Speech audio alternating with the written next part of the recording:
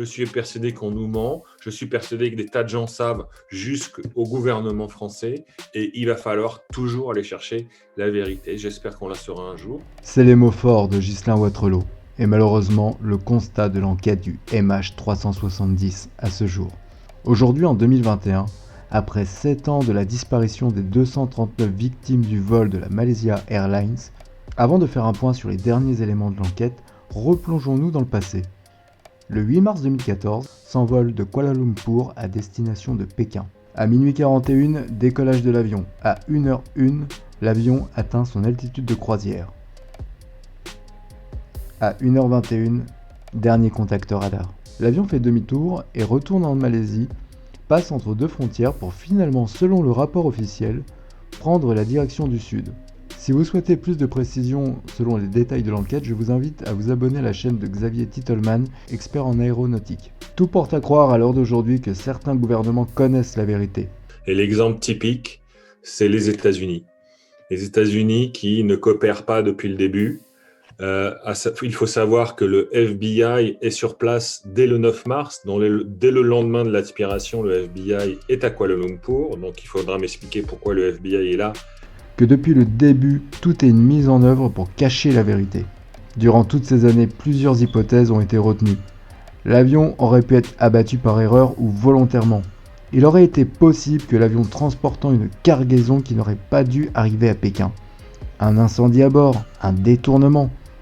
Dans tous les cas, et peu importe les raisons de la disparition, si l'avion avait atterri ou malheureusement s'était crashé sur le sol, on l'aurait retrouvé.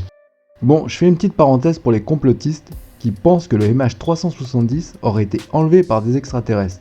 S'il vous plaît, soyez sérieux, arrêtez vos conneries. La seule possibilité qui soit à l'heure d'aujourd'hui, c'est que l'avion se soit crashé ou améri en mer.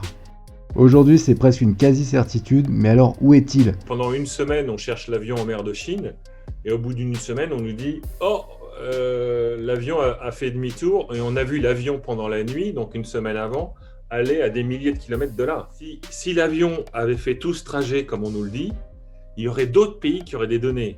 C'est le Vietnam, la Thaïlande, la Birmanie, l'Indonésie, Singapour, l'Inde et l'Australie. Tous ces pays-là couvrent globalement une partie du trajet de l'avion. Donc eux devraient avoir des données. Eux disent ne rien avoir.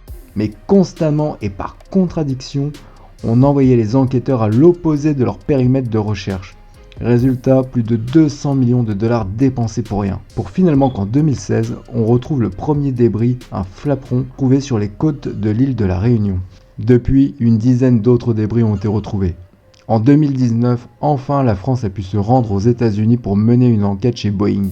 Aujourd'hui, seule la France est toujours sur l'enquête de ce drame, tous les autres pays ayant classé l'affaire sans explication. Ghislain Wattrelos, qui a perdu 3 membres de sa famille dans cette tragédie, continue toujours le combat. D'ailleurs, si vous avez des informations qui pourraient être utiles à l'enquête, bon, ne le dérangez pas pour des théories farfelues s'il vous plaît, mais vous pouvez le contacter sur cette page Facebook. Il a notamment écrit un livre sur le drame qu'il a vécu. Les enquêteurs français continueront à se battre pour découvrir enfin la vérité, mais jusqu'à ce que ce jour arrive, n'oubliez pas les victimes.